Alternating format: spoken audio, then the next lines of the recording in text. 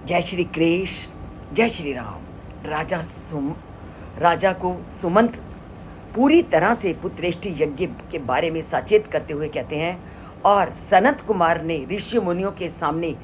उस पुत्रेष्टि यज्ञ को लेकर क्या कथा सुना रहे हैं उसका वर्णन सुमंत राजा दशरथ को करते हैं, ताकि किसी भी तरह की कोई भी बाधा उस यज्ञ में ना आए। तो पुत्रेष्टि यज्ञ के बारे में राजा दशरथ को बताते हुए क्या कहते हैं सुमंत,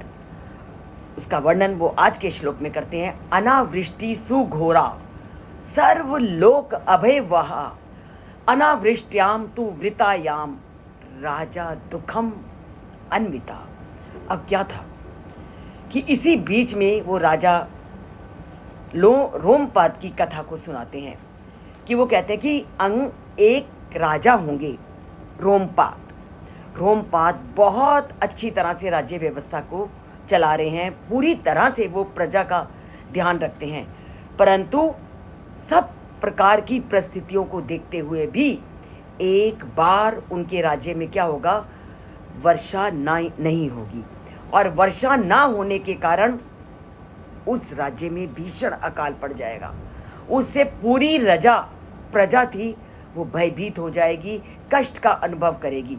और जब प्रजा कष्ट का अनुभव करेगी तो रोमपाद राजा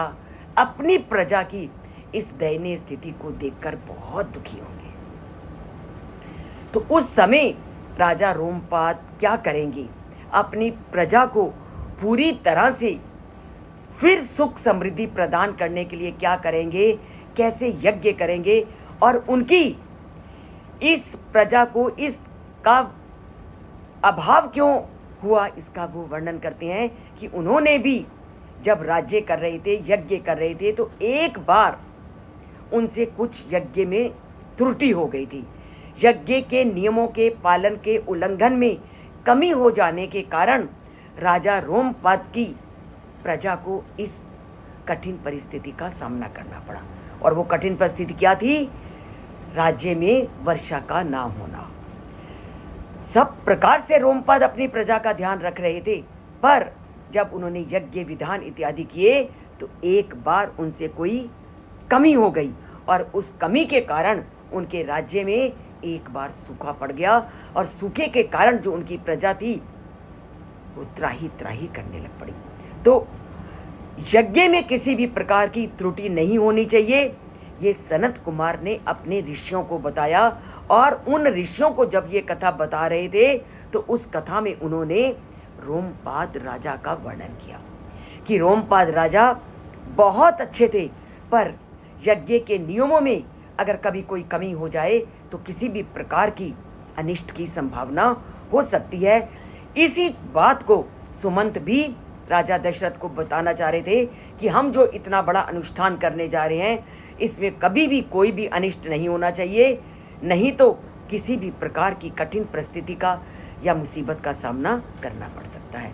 तो इन छोटे छोटे नियमों को कि हम जो भी यज्ञ करें, जो भी पूजा करें, उसमें कोई कमी ना रह जाए, इसके लिए हमें इन छोटी छोटी बातों को रामायण से सुनना है, समझना है, जीवन में उतारना है, और जीवन को राममय बनाना है। वो तब बनेगा जब चैनल से जुड़ोगे, सब्सक्राइब करोगे, लाइक का बटन दबाएंगे तो लाइक का बटन दबाते हैं, सब्सक्राइब करते हैं, जीवन को आनंदमय बनाने के लिए इस चैनल से नाता जोड़ते हैं।